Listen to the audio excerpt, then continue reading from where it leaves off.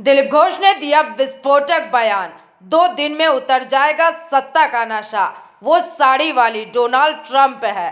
जी हां, चुनाव परिणामों के बाद पश्चिम बंगाल की राजनीति में उबाल आ गया है। भाजपा के कद्दावर नेता दिलीप घोष ने मुख्यमंत्री और तृणमूल कांग्रेस नेतृत्व पर अब तक का सबसे तीखा हमला बोला।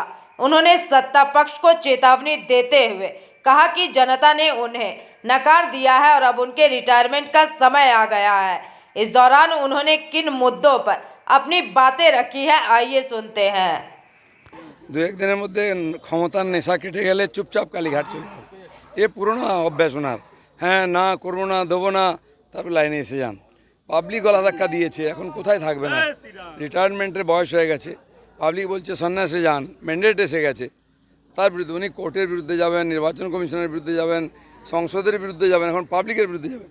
জীবনে উনি কাউকে বিশ্বাস করেননি, পাবলিককে বিশ্বাস করেননি, এখানকার ভোটারকে, তাই ফলস ভোট দিতেন। পুলিশকে বিশ্বাস করতেন না, আর পার্টি লোককে বিশ্বাস করতেন না, এখন পাবলিক ওনাকে বিশ্বাস করেনি।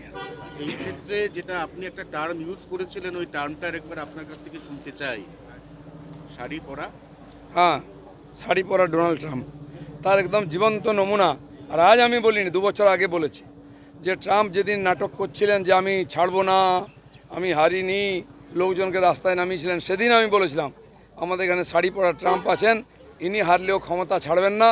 দেখুন সেটা ঠিক হয়েছে, আর ওনার মতো ইনাকেও জিতে হবে। 4 জনের নাম মুখ্যমন্ত্রী হিসেবে তীব্র জল্পনায় উঠে আসছে, তার মধ্যে আপনার নামটা আছে। যতক্ষণ না হচ্ছে আপনার নামটাও ঢুকিয়ে দিন, কিচ্ছু করেন না, জল্পনা করতে কি আছে, লটারি করব। দাদা, নাজার থানার ওসি সহ অনেকেই বলছে যেভাবে পোস্টপোল ভায়োলেন্স হচ্ছে, পুলিশ কার্যত পুলিশও আক্রান্ত হচ্ছে। কোনো ভায়োলেন্স হয়নি। আমি খড়গপুরে বলতে পারি টিএমসির লোকেরা টিএমসির অফিস ভাঙছে, দখল করছে, মারছে।